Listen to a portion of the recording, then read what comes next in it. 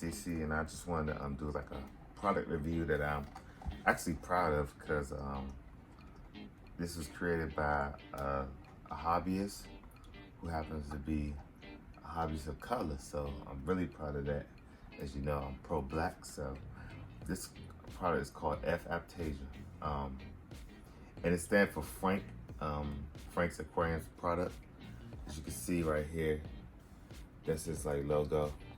But F-Aiptasia, when you first see it, you think Aiptasia, you know, and that's how we feel as hobbyists. You hate Aiptasia; they do nothing good in our tanks.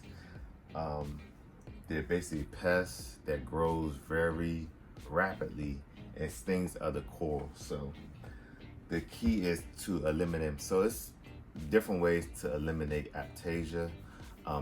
I tend to go to the natural way. The problem with the natural way is that it's a hit or miss, 50-50 type deal. Especially when it comes to like copper band butterfly fish, they eat Aiptasia. That's a hit or miss. I can't put a copper band in this tank; it's just way too small.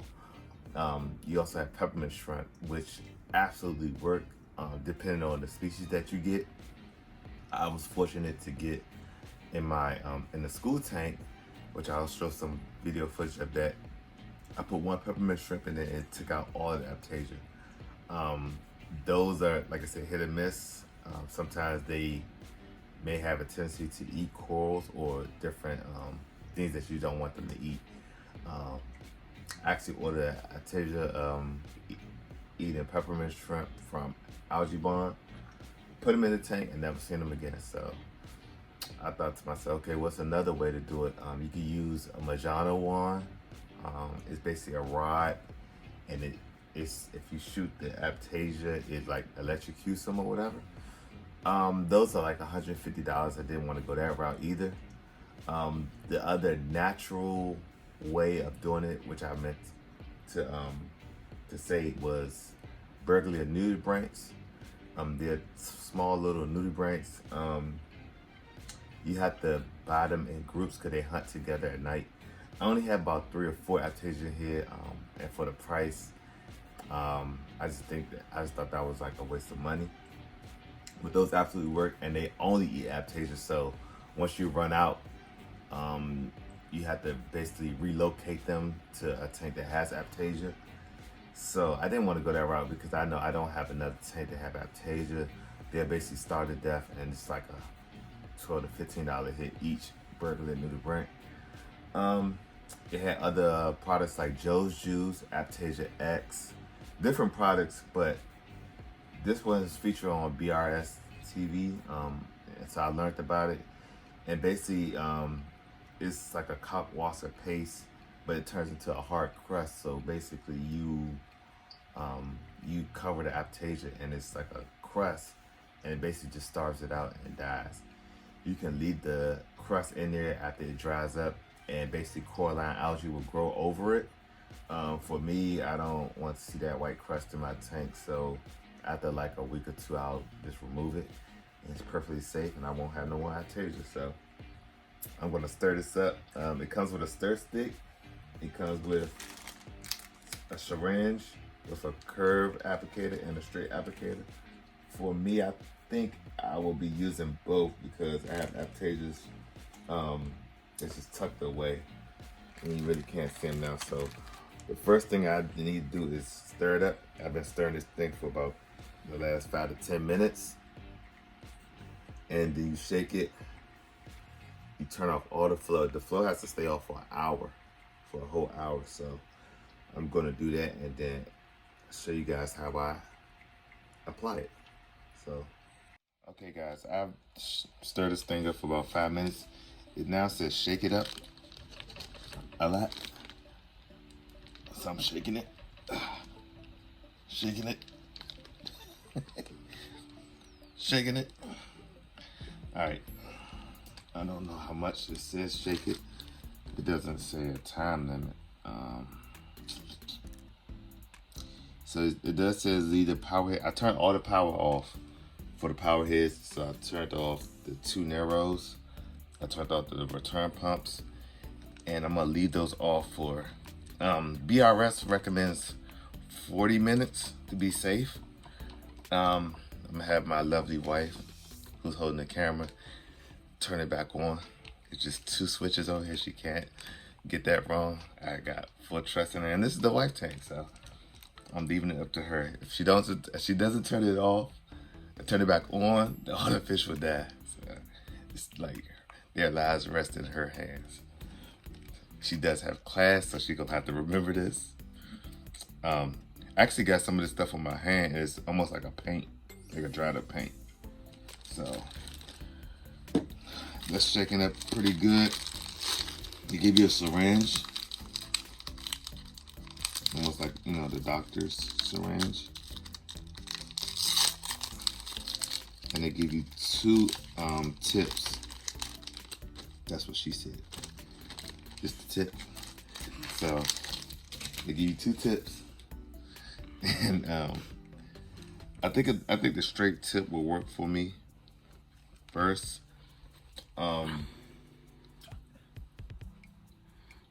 I saw that. So we just fed the fish too a lot, so they are well fed. Don't do that. And they should be happy as far as diet. So this stuff is almost at the top. I shook it up a lot. Okay, that was just a bubble. Okay, so I'm going to add a lot. So if you didn't know this is a reef channel, you would think this is something else. So I don't want to make a mess. Like I said, I only have maybe 4. It's one right here. If my wife could just get real close up on it. It's one Aiptasia right there. You guys can see. It's like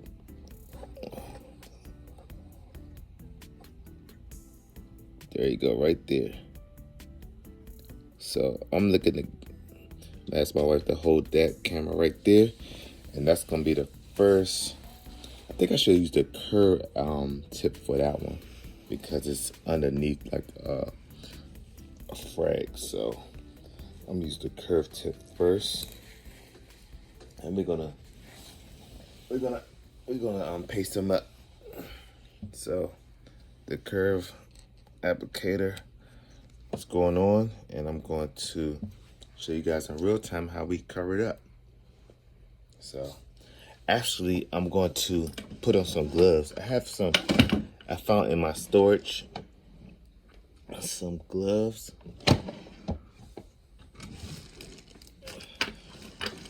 Because I try not to put my hands in the tank. These actually gloves you get off of Amazon, and they're for actually like sticking your hand and your arm into like an animal's butt, like a cow butt. That's why they're so long. But they're perfect for a reef tank because I won't get my hands wet, and I won't get any oils that's on my hands in the tank. Nano tanks, water chemistry basically changes really quickly, so I try to keep my hands out the tank. Okay, so we're gonna zoom back in on the Aiptasia. Yeah, we're gonna take care of her. So he sees me coming. I'm just gonna cover him all the way up.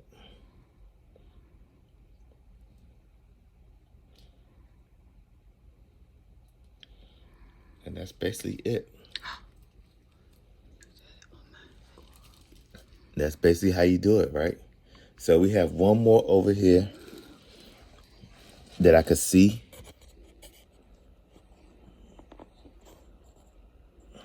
As you can see, it's an Aiptasia right there.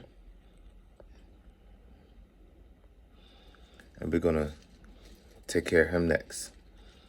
I'm actually using the camera to see it because it's kind of hard to see in the tank. So I'm actually using what you guys are looking at. And this thing is really thick. Like, I like it because it goes right on them. So it's one more that I see for sure that made me notice them. It's right behind this Zoa. And this curve applicator really works good. So I'm gonna shoot him up. Shoot the club up. All right. So my first thoughts of F-Aiptasia. Okay, so the wife wanna make sure I get it all. She hates Aiptasia. She doesn't like that they sting the corals or have them closed up. So she's definitely not feeling them. So for me, I'm going to try to blow off some of the, I got a little bit on the Zoas. I'm just going to blow it off real quickly so I don't damage it. My first thoughts of F-Aiptasia is I like how it applies. Looking at it, it's so I kind of, it's almost like underwater glue or like a paste, and it's solid. It doesn't, I mean, of course the flow is off, but it goes right where you tell it to go, so that's a plus. And it gets in tight places, so I really like that. I like that that you can apply with a syringe, and they give you 2 curved tips. Now I know I counted 4 Aiptasias. I don't see the 4th one. I'm thinking that maybe the peppermint shrimp got to it, but the ones that I see visibly, those are the ones I'm taking care of now. So as I look at it and I go back over it, I still have a little bit left in my syringe, about maybe half. I would, next time if I have to use it, I would pull up just a little bit and then apply it and then keep refilling instead of trying to refill the whole thing. Got excited, you know, I was like, you know, this is a new product, black owned, black created, and I just wanted to use it. So we're gonna see in a week, and we're gonna see how this thing progress in the tank. Just treated the tank with F-Aiptasia. Shout out to Frank's Aquariums for designing such an awesome product. My first thoughts are this stuff works well underwater. As far as not going all over the place and getting into the water column, it kind of like almost just lands there. So I did 3 different areas of Aiptasia where I actually saw them. I know I had 4, but I can't find the 4th one, and I'm not really mad. So along the lines of F-Aiptasia, right, I thought to myself, fathead dandruff is kind of like Aiptasia. You know, I know that's kind of blasphemy, but they got the same like look as Aiptasia. So I actually, this is the first time I've seen these tentacles out, and I had this fathead dandruff in this tank for a good couple of months, 3 months, I want to say. I've moved this particular one. I have moved all over the tank to make it happy. This is like the first time I've seen the tentacles come out. So I'm going to feed them. So opposite of trying to eliminate Aiptasia, where I covered them, I'm going to feed these fathead dandruff Aiptasias with some mysis shrimp. So I took I went to the beauty supply store actually. I go in the beauty supply store very often, and I found this. So this is like an applicator for like maybe hair products, but I thought it was great for feeding mice is, you know, directing it. So I'm going to feed these dandros.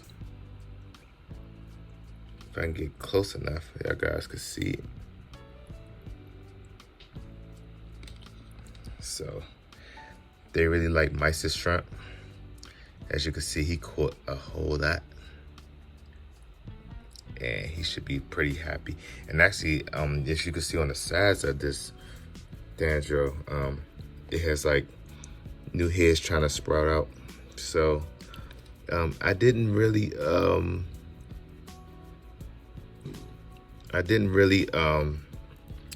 it down. It's kind of just like wedged in the rock. So, but he kind of liked that spot, so I'm gonna leave him right there.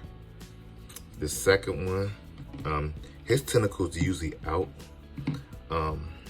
So I'm going to feed him. I have fed him before.